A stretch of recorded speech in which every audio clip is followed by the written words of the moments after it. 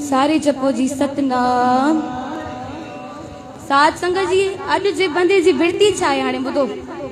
अज जो बंदो छा तो करे, कोई बंदो मरे तो पाड़े ओड़े वारो रिश्तेदारन में तो उन जी अर्थन के कुला ॾियण तो चाहे ऐं जेके जीअरा बंदा आहिनि उन्हनि जा कुला कटे तो पए, उन्हनि जो दिलूं दुखाए वेठो आहे ऐं पाठ तो रखाए।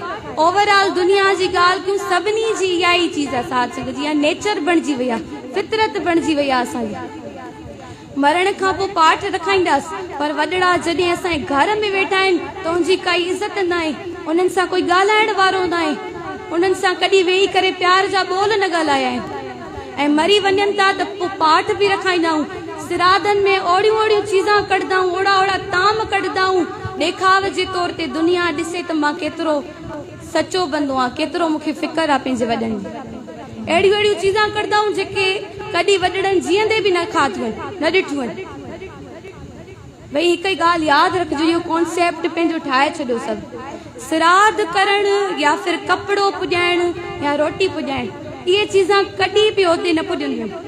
आत्माएं सूक्ष्म, उनखे न कपिड़े जी ज़रूरत आहे न उनखे रोटी जी ज़रूरत आहे, केवल ऐं केवल उनखे ज़रूरत आहे त अरदास जी ज़रूरत आहे। और अरदास उहा चीज़ आहे साध संगत जी जेका ना उमीदनि खे उम्मीदवार बणाईंदी आहे, मरलनि ज़मीरनि खे ज़िंदा करे छॾींदी आहे। अरदास उहा आहे जेका मज़लूमनि खे सहारो ॾींदी आहे, बेसहारनि जो सहारो बणजंदी आहे। अरदास उहा चीज़ आहे साध संगत जी जेका ॿुॾलनि खे तारे छॾींदी आहे। बोले सोनिहाल। साध संगत जी अॼु ते संगत वेठी आहे, उन प्राणी जी यादि में गॾु थियूं त उनजी काई न काई कमाई थियल आहे, जो संगत उनजे प्यार में गॾु थी आहे, संगत उनखे दुआ ॾियण लाइ उनजी अरदास करण लाइ गॾु थी आहे। हाणे साध संगत जी